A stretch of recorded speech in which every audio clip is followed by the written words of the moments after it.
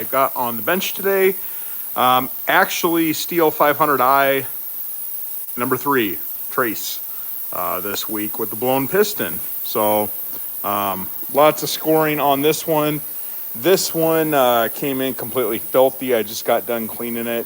For now, obviously, when I do the engine work, I'm going to take it off and clean everything a little bit better. But for right now anyways, don't know if you can really see down there or not, but that piston has scoring on the top end. So customer uses Echo Red Armor on this one. So I've had this one fail. I've had this one early in the week fail. That was Stihl Ultra. And I had this one fail, and it was unknown what they're using in there. It wasn't Red Armor, it wasn't Stihl, some aftermarket product. But nonetheless, 3 500i's on my bench. 2 of them cleaned up waiting on parts. Third one I'm getting ready to disassemble. So not really sure what's going on with this. It's not like a new unit. The first one I had, that one was purchased in 22. This one right here, 23. This one was actually the end of 24. So quite spread in age. So it wasn't a specific production run that was having issues. The one thing that was in common with all 3 of these is they were completely filthy. Like, I mean, completely filthy. So obviously maintenance plays a role in these. When you have dirty air filters, that creates problems. If you get debris in your fuel, if you're not mixing your fuel right, just general overall maintenance and care of this stuff is going to extend the life of it. So unfortunately for the owners, their neglect has caused the saws to fail. So sometimes if you guys are running dull chains on these and you're working them super hard, I mean, you can have problems with them as well. But there's a lot of different variables that cause scoring. Obviously, there's scoring on that one there. That one is probably the worst on the front. The other one, like I said yesterday, actually had a chunk blow out right there. Took out a huge chunk of the back. And this one, I think, is just some surface scoring on there. The rings are probably sticking. But what it's doing is the saw on the one that I just got in today, that one will start and run, but it won't idle, it'll shut off.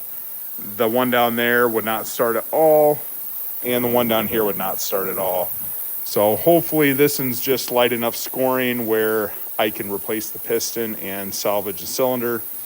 But like I said, just guessing until I actually tear it apart and see what I'm working with. But yeah, 3 of those on the bench. I did a 311 today, replaced a worm gear. So worm gears on these has a little point that extends off of this. This point broke off, so on your sprockets, there's a little gap in the sprocket that connects onto this worm gear, and it rotates this around.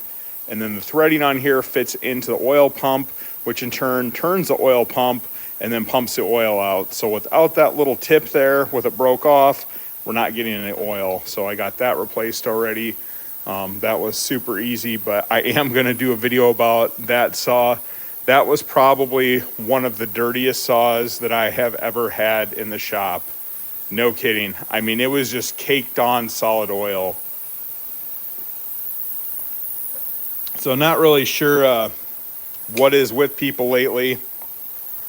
Not cleaning their stuff, but I mean, a 5-year-old knows when they need to clean their hands. So obviously an adult should know when they need to clean their saw, but apparently some people don't understand that. So I will make a short on that later and show you how bad it was. But right now, that's what I got going. Got a pole saw here. I'm waiting on some parts. The shaft got completely bent. I got some of the parts in already, just waiting on a few more.